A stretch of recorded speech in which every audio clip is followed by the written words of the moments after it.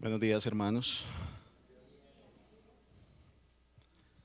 Quiero, como siempre, repartir algunas lecturas antes de empezar.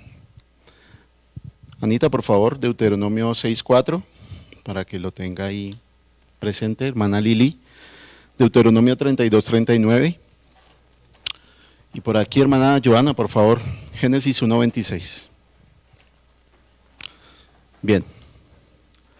Nuestra enseñanza tiene como título en esta mañana: El Señor uno es. Yo voy a estar hablando de la simplicidad de Dios, también conocida como la singularidad o la unidad. La pueden encontrar así en varios artículos que hablen sobre el tema. Voy a compartirles, antes de empezar, las ayudas bibliográficas que utilicé para este estudio. Utilicé la teología sistemática de Luis Berkhoff, la teología bíblica y sistemática expositiva de Félix Muñoz, la teología sistemática de Hodge, la teología cristiana de Orton Willey, muy recomendada, la teología propia de Mintz, la teología sistemática de Lewis Sperry Chafer, la teología sistemática de Norman Geisler, la teología sistemática reformada de Joel Beeke, también muy recomendada, el Dios triuno de John Owen, y como siempre el diccionario expositivo de las palabras del Antiguo y Nuevo Testamento de Vine. Bien. Les comparto siempre la bibliografía con el fin de que, si ustedes quieren ir a consultar en esos libros, se den cuenta pues que lo que decimos desde aquí está documentado. ¿A quiénes les gusta el cine? Creo que disfrutar de una buena película siempre es bueno, ¿no? Eso, veo muchas manos. ¿Te gusta el cine? Y qué bendición. Yo puedo decir que me gusta el buen cine. Si ustedes hablan con mis hijas, entiéndalas que ya son jóvenes e inexpertas y no entienden lo que es buen cine, pero yo siempre recomiendo las mejores películas para ver en la casa. Hay una película del año 2001 que se llama El Único. No sé si la han visto, es muy buena, es protagonizada por Jet Li, sale también Jason Statham ahí. Y es la historia de un tipo que sabe mucho kung fu y mucho karate y va como por universos paralelos matando a sus iguales. Pero a medida que los mata en los otros universos, este hombre va adquiriendo más habilidades físicas, va adquiriendo más fuerza y más inteligencia. Hasta que llega a este universo, ¿no? Acuérdense, este universo siempre es el universo que está por encima de todos los universos, y cuando llega al universo donde nosotros vivimos, el tipo que vive en ese universo lo derrota. Además es un tipo que vive en los Estados Unidos. Como todas las buenas películas, los héroes siempre son de los Estados Unidos. Es una película de ficción. Sí, vuelvo y les digo, el hombre va por los universos paralelos matando a sus iguales y adquiriendo fuerza, inteligencia, habilidades físicas. Pero lo que no es ficción, como dice por ahí cierto numeral en WhatsApp, lo que no es ficción es que muchos creyentes a veces reconocen a Dios de esta forma. Reconocen a Dios como alguien que va adquiriendo fuerza, inteligencia, sabiduría, habilidades especiales a medida que lo van conociendo. Y mi misión, si se puede llamar así, en estos 2 domingos es que nos demos cuenta que esto está totalmente alejado de la realidad, que Dios no va ganando nada, ni siquiera con nuestra adoración, como dice Arthur Pym, que Dios es un Dios simple, único y completo en sí mismo. Amén. Eso es de lo que vamos a hablar.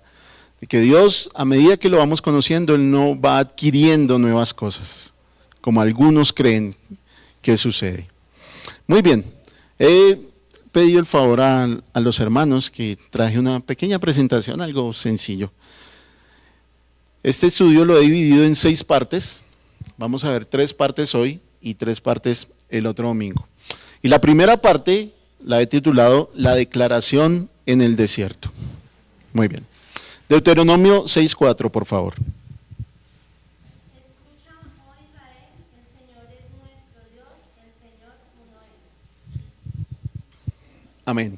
Es un texto bastante conocido.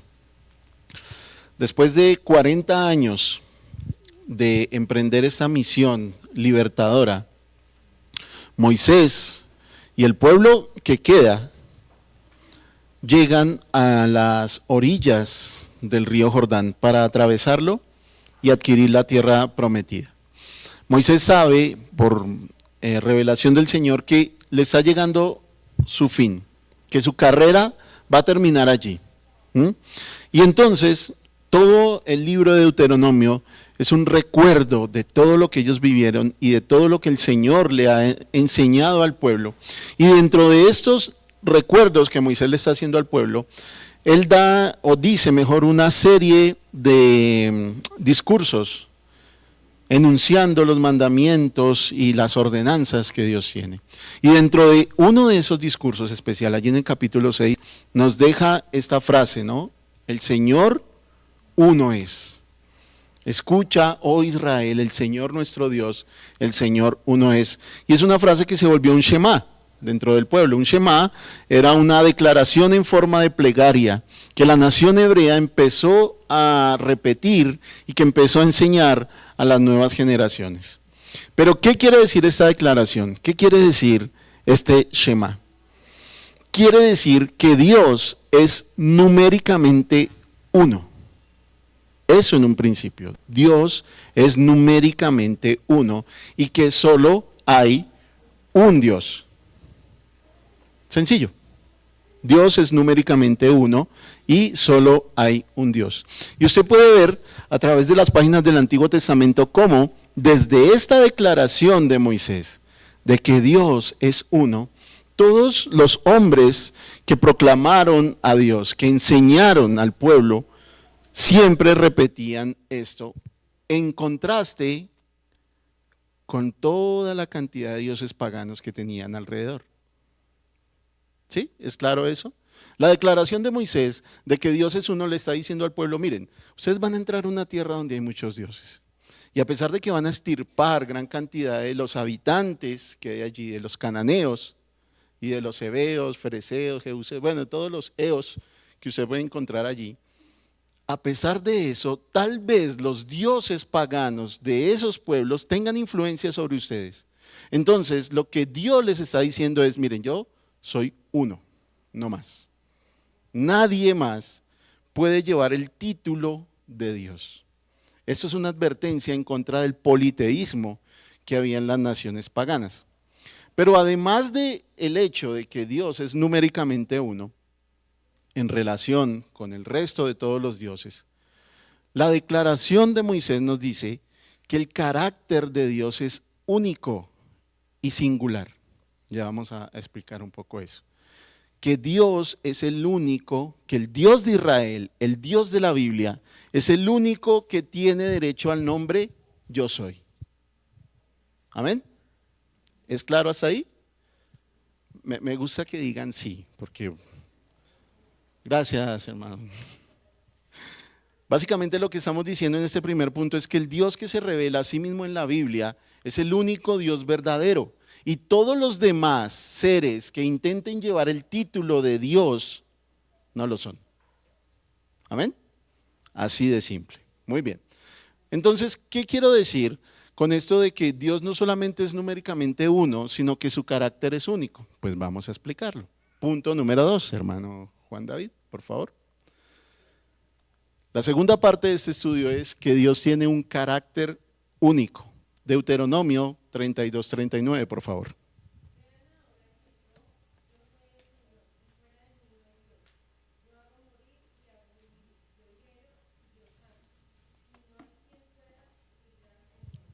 Amén, muchas gracias. Cuando uno se acerca a buscar alguna definición del término carácter, esto fue lo que encontré. Carácter es un conjunto de cualidades que componen la personalidad del ser. ¿Sí? Es más o menos lo que nosotros podemos definir por carácter. ¿Qué queremos decir del carácter de una persona? Que es un conjunto de cualidades o de características, ¿cierto? O de atributos que componen la totalidad de su ser. ¿Sí? ¿Es clara esa definición? Bien. Sin embargo, Esto no nos sirve de mucho cuando queremos definir el carácter de Dios. Tenemos un problema con eso, porque sencillamente Dios no está compuesto de un conjunto de cualidades. Si algo nos enseña la declaración de Moisés y el resto del Antiguo Testamento que remarca la unidad de Dios, es que Dios es un ser simple, no es un ser compuesto por un conjunto de cualidades. Ahora, ¿qué quiere decir que Dios sea un ser simple? En teología, esto aplica el término, aplica el término al espíritu que es puro, al espíritu que está libre de cualquier composición. Dios está libre de la división en partes. Él no es el conjunto de tres esencias o el conjunto de atributos y cualidades que lo definen como Dios. Por eso, cuando usted encuentra en la Biblia declaraciones como las que acabamos de leer, yo soy Dios, fuera de mí no hay Dios, yo hago vivir, yo hago morir, ¿cierto? Escucha, oh Israel, Jehová nuestro Dios, Jehová uno es. Cuando usted escucha ese tipo de declaraciones en la Biblia, lo que le está diciendo es que Dios es un ser único en su esencia, que nadie más puede llevar el título de Dios y que nadie más puede decir que es Dios como Él dice que es Dios. La declaración de Moisés y desde ahí todo lo que sigue por el Antiguo Testamento nos dice que Dios es único numéricamente hablando, pero también que es uno en su esencia y carácter, que no existe ninguna división en el ser de Dios. Vamos a entrar un poquito más a fondo en esto. ¿Por qué lo estoy tratando de esta forma? Porque cuando nosotros hablamos de los atributos, decimos que Dios está a veces compuesto de amor, gracia, poder. ¿Qué otro atributo? Misericordia, eternidad, justicia, ira, ¿cierto? Y creemos muchas veces que cuando vemos ese conjunto de atributos podemos apreciar a Dios. Pero la Biblia dice totalmente lo contrario. La Biblia dice que Dios es uno, aún fuera de esos atributos, porque cada atributo suyo está involucrado en su ser. Por eso, muchos teólogos y estudiosos dicen no los atributos de Dios o las perfecciones de Dios, sino que Dios tiene un atributo manifestado de muchas formas. Toda su esencia se encuentra en cada uno de sus atributos. Por ejemplo, Él ama con todo su ser, ¿sí? ¿Lo creen? Y odia con todo su ser. ¿Amén? ¿Sí? ¿Están convencidos de eso? No existe tal cosa como una parte de Dios que ame el trigo, por ejemplo, y otra parte de Él que odie la cizaña. No existe una parte de Dios que ame su propio ser y sus perfecciones y otra parte que odie el diablo. Todo atributo de Dios, cada atributo que encontramos, que nos están enseñando desde aquí, está involucrado en la esencia y el ser de Dios. Ahora, no está mal que hagamos las divisiones que hacemos para estudiarlo, ¿cierto? No está mal que veamos el amor, la gracia, la misericordia, la paciencia, la justicia, la ira, la eternidad, la santidad. No está mal que hagamos esas divisiones con el fin de estudiarlas. Lo que está mal es cuando nosotros mismos, de forma impía e injusta, como lo dice Romanos capítulo 1, detenemos cierto conocimiento de Dios y solo alabamos los atributos que nos hacen sentir mejor. Por ejemplo, nosotros alabamos la bondad de Dios, ¿cierto? Y la gracia y la misericordia. Y la gran cantidad de canciones que cantamos llevan implícitos esos atributos. Pero, ¿por qué a veces dejamos de lado la justicia, la ira?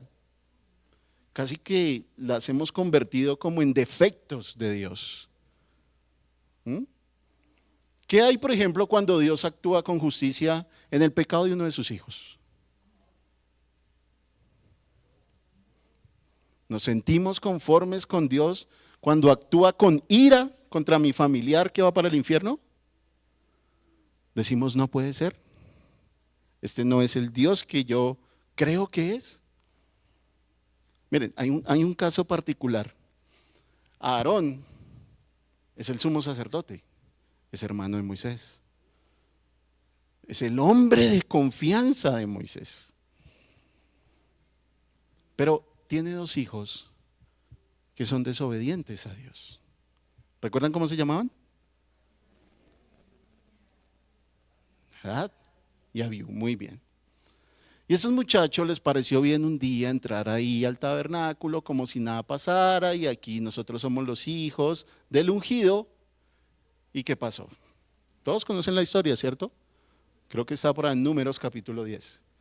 Dice la Biblia, salió fuego de delante de Jehová y los consumió. ¿Cuál fue la actitud de Aarón? ¿La recuerdan?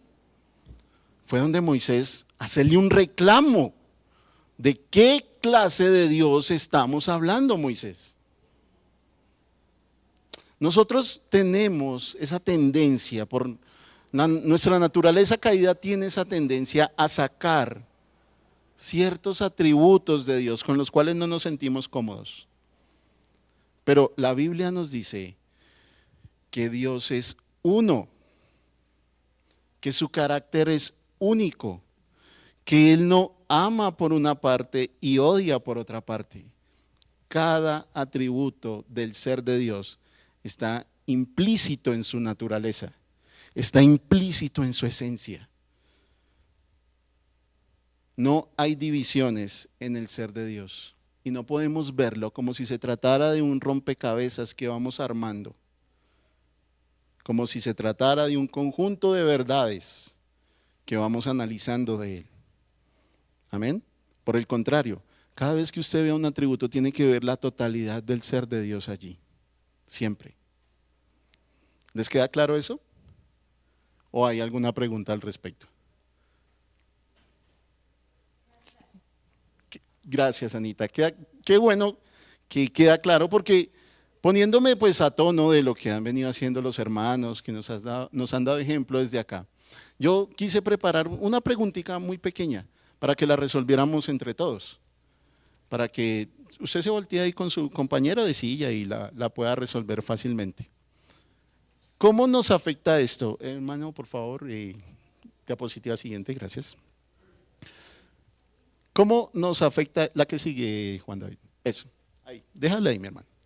¿Cómo nos afecta esto? ¿Cómo nos relacionamos de forma práctica con esto que venimos diciendo de que no hay divisiones en el ser de Dios? Pues vamos a tratar de resolver esta pregunta. ¿Por qué? Si Dios actúa de una forma, ¿por qué Dios actúa de una forma con algunos individuos y de otra forma con otros si su ser es simple y único? Y ahí con su compañero de silla en 3 minuticos pueden resolver fácilmente esa pregunta y darme por lo menos un ejemplo bíblico. Yo voy a colocar uno. Romanos capítulo 9, versículo 13 dice, tal como está escrito, a Jacob amé, pero a Esaú aborrecí. ¿Bien? Para que lo tomen como ejemplo. 3 minuticos ahí de forma sencilla, por favor, con su compañero de silla resuelvan esta pregunta.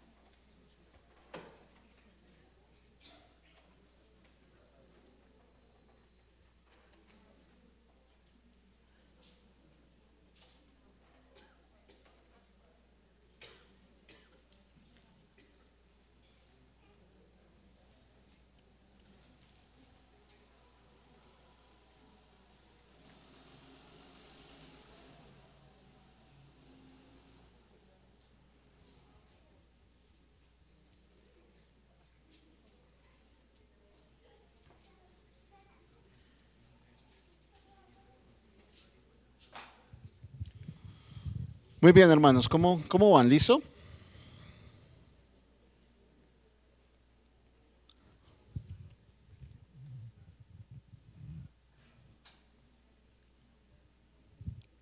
Bien, ¿qué encontraron? ¿Quién se arriesga a ver?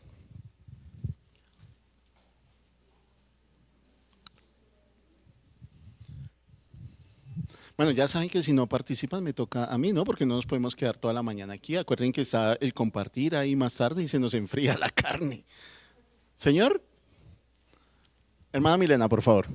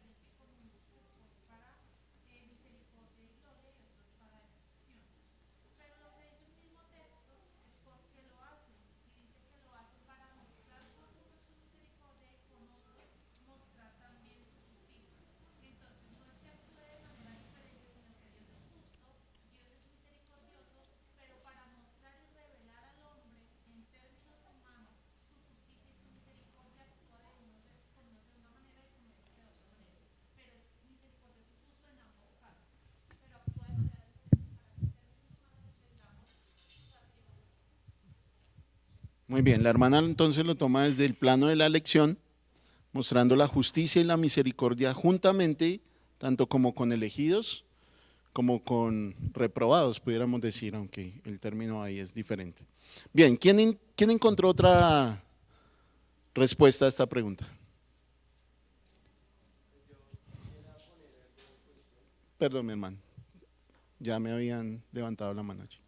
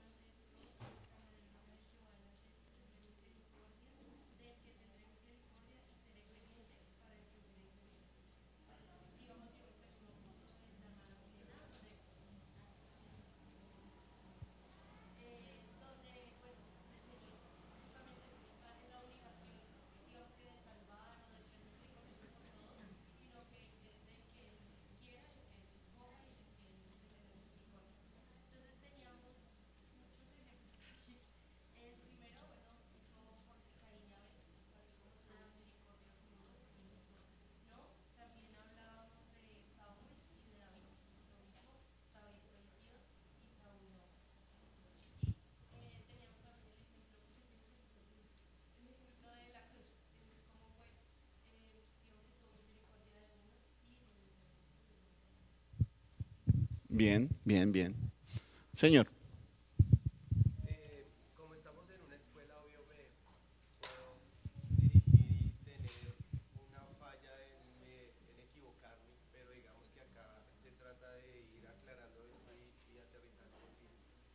Viéndolo en nuestro plano natural, tú dijiste algo muy claro que fuera como un atributo solo dotado de diferentes partes, ¿sí? Que eso nunca cambia y siempre está. El que actúe de una manera u otra en diferentes situaciones es debido también a la necesidad de las personas. Yo he necesitado en un momento misericordia del Señor, en un momento Él ha sido justo y me ha llevado a la lección, en otro momento Él se ha mostrado con ciertos atributos en un momento especial. Creería yo que la pregunta dice que unos y a otros dependiendo de la necesidad y la situación que uno toma y el Señor deposita lo que cada persona necesita, pero siempre eso va a estar en un plano establecido para todos en general. Eso es como lo que aprecio y si tú puedes sacar ahí. No, sí, está bien, mi hermano, así es. Es lo que han venido diciendo las hermanas. Sí, señor. ¿Alguien más tiene alguna? ¿No? Bien. Todo lo que dijeron está bien, es correcto. Porque en la simplicidad, en la singularidad de Dios, en su unidad, no podemos decir que Dios es la suma de sus atributos. No, no lo podemos definir como definimos a una persona. El carácter de Dios no es el conjunto de cualidades que lo componen a Él. Lo que decimos es que todos los atributos de Dios son idénticos a su esencia. La ira y la justicia no son defectos de su carácter, hacen parte de su carácter. La misericordia por el pecador no es una debilidad de su carácter, es la esencia de su carácter. Por eso cuando usted tiene misericordia de alguien, es fuerte. ¿Cierto? ¿Eso dice la Escritura o no? Menos series, más Biblia. ¿Listo? Pero Dios está con un propósito especial sobre su creación. Dios tiene un propósito y en ese propósito ejecutó un plan. ¿La palabra plan está en la Biblia? ¿Sí o no? Esto es una escuela, hermanos, dijo el hermano. Yo puedo preguntar también. ¿La palabra plan está en la Biblia? O la palabra propósito, ¿cierto? Pero en el plan de salvación, por así decirlo, Dios no cambia. Nos lo enseñaba el hermano Nicolás en la inmutabilidad. Dios no cambia. Es la creación la que cambia. Es el hombre el que cambia. Y conforme a su plan, entonces, Dios actúa entre comillas y para nosotros de forma diferente. Pero como lo decía la hermana Milena y como lo decía Heidi y como lo decía el hermano Alejandro, Dios va mostrando sus atributos conforme va ejecutando su plan. Nosotros hacemos una división porque nuestra mente es natural y no podríamos ver todo lo que compone el ser de Dios de una sola vez. Por eso tenemos que hablar de omnipotencia, omnipresencia, eternidad, inmutabilidad, seidad, singularidad, de forma diferente. Porque no podría en nuestra mente caber toda la esencia de Dios de una vez. Pero ojo, porque eso no quiere decir que el amor sea superior a la ira o que la santidad sea superior al poder. No, todos los atributos de Dios están colocados a la misma altura. No se puede dividir jamás el ser de Dios, no podemos hacerlo. ¿Amén? Bien. Pero es probable que a esta altura alguno de ustedes se esté preguntando, bueno, sí, Dios es uno, amén. Pero ¿y qué hacemos con la Trinidad de Dios? ¿Dónde encaja la Trinidad de Dios en la simplicidad, en la unidad, en la singularidad? ¿Dónde encaja? Bueno, como mi tema no es la Trinidad, me puedo salir fácilmente, ¿cierto? Y decir que ustedes tienen toda la responsabilidad de estudiar qué es la Trinidad de Dios. Sin embargo, voy a hacer una pequeña mención y es nuestro tercer punto, por favor. El Dios triuno. Génesis 1:26.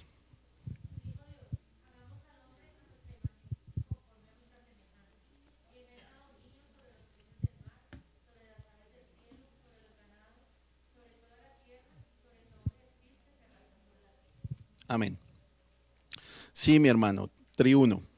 Lo tomé así por el título de el libro de John Owen, El Dios Triuno. También puede decir usted el Dios Trino o la Trinidad. Bien, nosotros hablamos de que hay una unidad en Dios. Hay una unidad interna en su ser.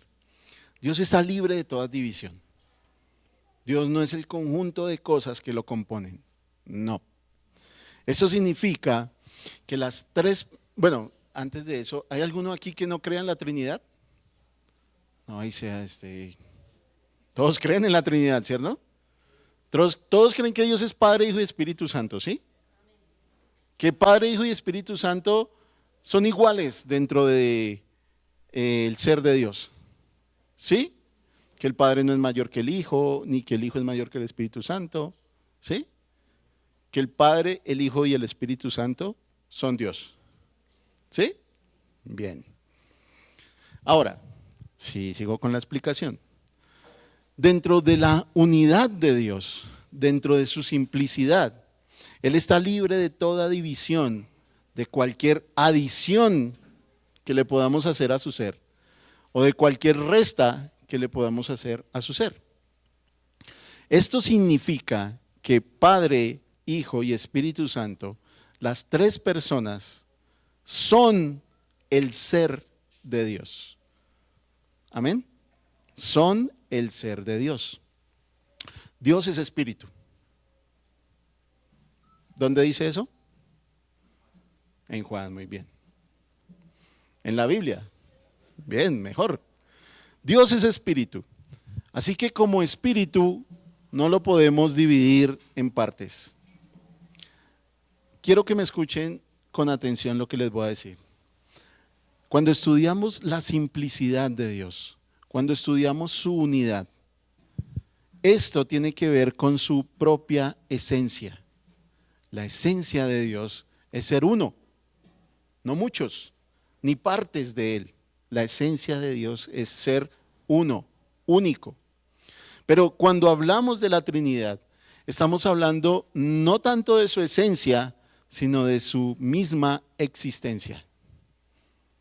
Yo sé que esto suena enredadísimo, hermano, pero es la verdad. Es la verdad. Dios es uno en esencia, pero tres en persona. Ese es, digamos, como la definición más clara de lo que es la Trinidad. Uno en esencia, pero tres en persona. Por eso los unitarios que defienden la simplicidad, que defienden la unidad y la singularidad de Dios, pues no son más defensores que los trinitarios. Porque es que aquí no estamos hablando de tres dioses. No estamos diciendo Padre, Hijo y Espíritu Santo son tres dioses, como se acusa falsamente al trinitarianismo. No. Los que creemos en la Trinidad entendemos que el Padre es Dios, ¿sí? Que el Espíritu Santo es Dios, que el Hijo es Dios, pero no estamos hablando de tres dioses, sino de tres personas dentro de la Trinidad. No quiere decir que las tres personas en conjunto componen el ser de Dios. No, es su manera de revelarse a nosotros. Por eso en el texto que leímos, ¿qué es lo que empieza diciendo el texto? Génesis 1:26. Y dijo Dios, hagamos. Y usted puede encontrar muchas otras referencias bíblicas acerca de la Trinidad en toda la Biblia. Por ejemplo, en el bautismo del Señor Jesús, ¿no? Está el Señor Jesús, desciende el Espíritu Santo en forma, no quiere decir que sea una paloma, en forma de paloma, y hay una voz desde el cielo. ¿Qué dice la voz? Este es mi Hijo. O sea, ¿que quién está hablando? El Padre. ¿Sí? Es muy sencillo de entender, porque la Biblia es sencilla de entender. Un claro ejemplo de lo que estamos hablando son las afirmaciones bíblicas que dicen que Cristo es la sustancia misma o la esencia misma de Dios, ¿cierto? ¿Qué dice por ahí en la carta a los Hebreos? Que Él es la imagen misma de su sustancia. ¿Qué palabras tan? ¿Qué es una sustancia futura química?